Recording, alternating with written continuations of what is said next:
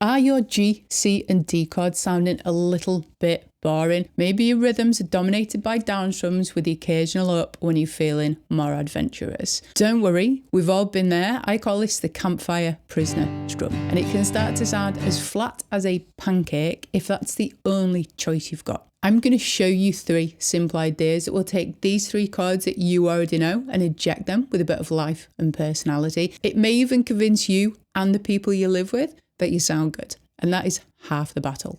Loads of amazing music is built from really simple chords. Fleetwood Mac, Bob Dylan, Cat Stevens, Simon and Garfunkel. If I listed all the people, it would be a really boring video, but they've all created songs from progressions this simple. G, C, D.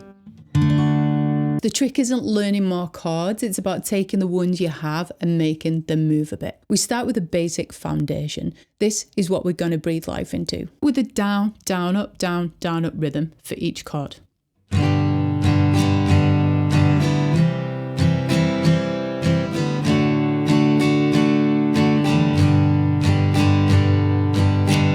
This is a strong foundational rhythm. It will serve you well for many a song. We're playing all the strings required for each chord and we're playing at a nice steady volume. The first up level we're going to introduce is alternating bass notes.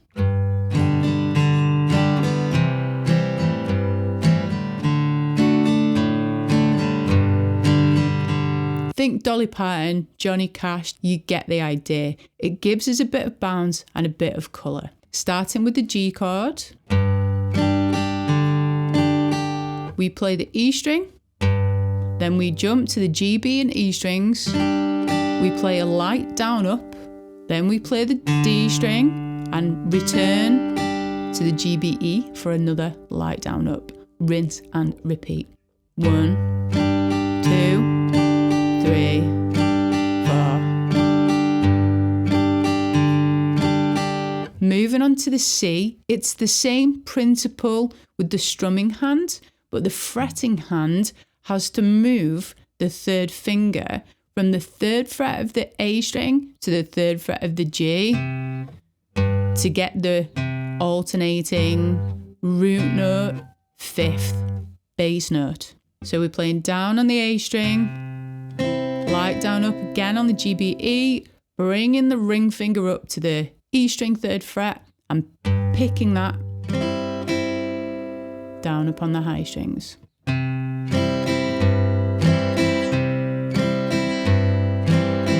And finally the D chord.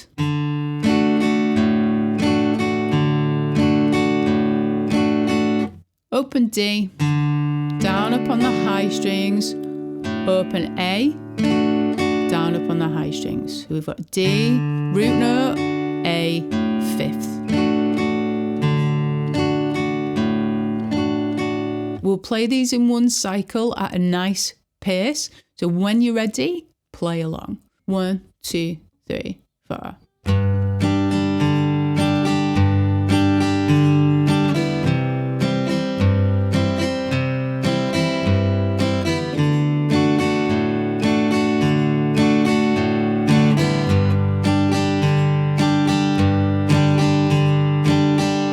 More importantly, are you ready to dance? Our chords are stretching the legs a bit. They're starting to move. The second part of the trifecta is hammer-ons. So instead of landing the chord in one go, we kind of jump in.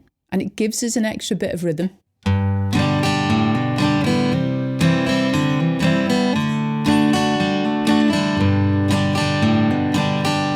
Artists like Neil Young, Cat Stevens consistently use hammer-ons in their music. We are going to focus only on one hammer-on for each chord. Once you've got this down, I urge you to experiment with different strings and fingers for the chords. So G, we play the E string, the down upon the high strings, then we return to the A. We lift the index finger off the chord, play the open A, and then hammer or bang the finger onto the A to create that second note. When we move to the C,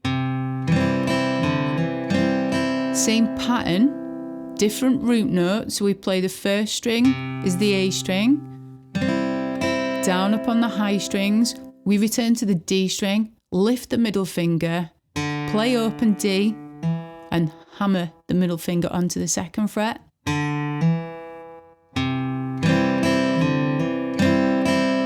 And then down upon the high strings afterwards. When we get to the D, we're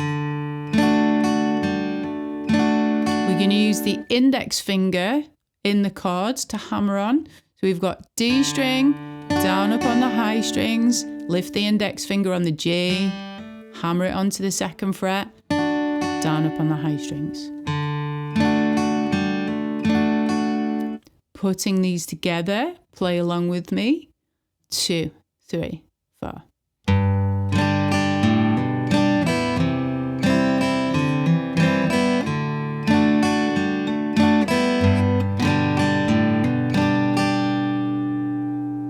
The final third of today's trifecta are walk-ups and walk-downs. So instead of placing one chord, then another, we take a little step-by-step journey between each one.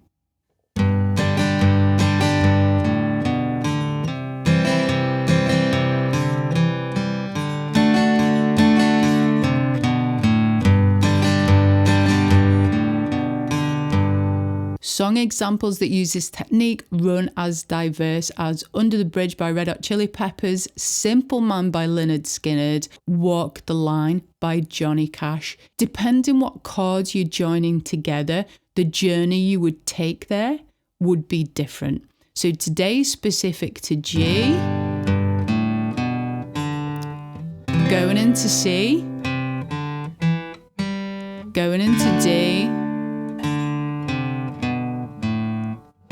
back to G. So from the G chord,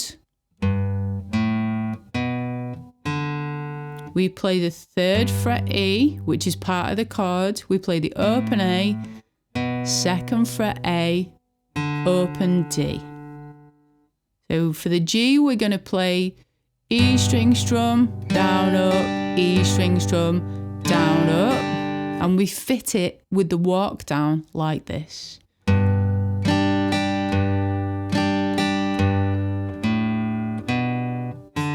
I keep my fingers in the chord. We'd like to let some of the strings ring out while you run into the next chord. We then place the C chord. Do the same strumming pattern, but the root note's on the A. The walk up runs 3rd fret A, open D, 2nd fret D, open G, and then we come to the D chord. We do a walk down, open D, 3rd fret A, 2nd fret A, open A to G. And when we split the chords in this style of strumming pattern, it really brings out the bass and the chord tones. Strumming that round once. Play along. 1, 2, 3, 4.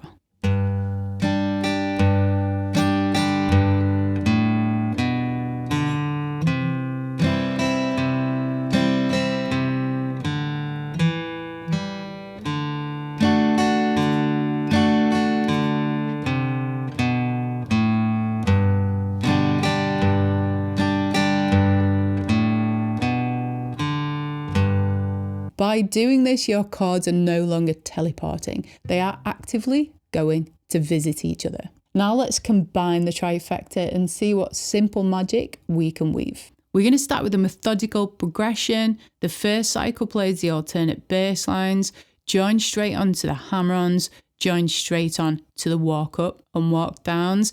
The 4th cycle will be a free-for-all, so you can see what example of combinations you can do with all of them together. Here we go. 3, 4.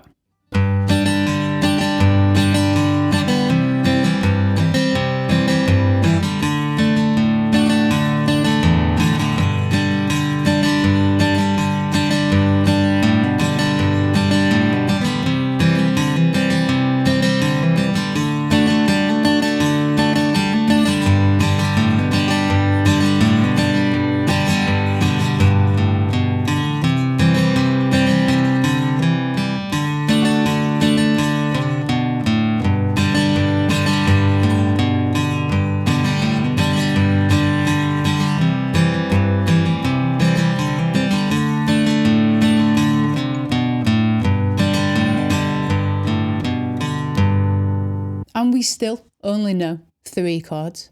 This is where things start to really get fun with you playing.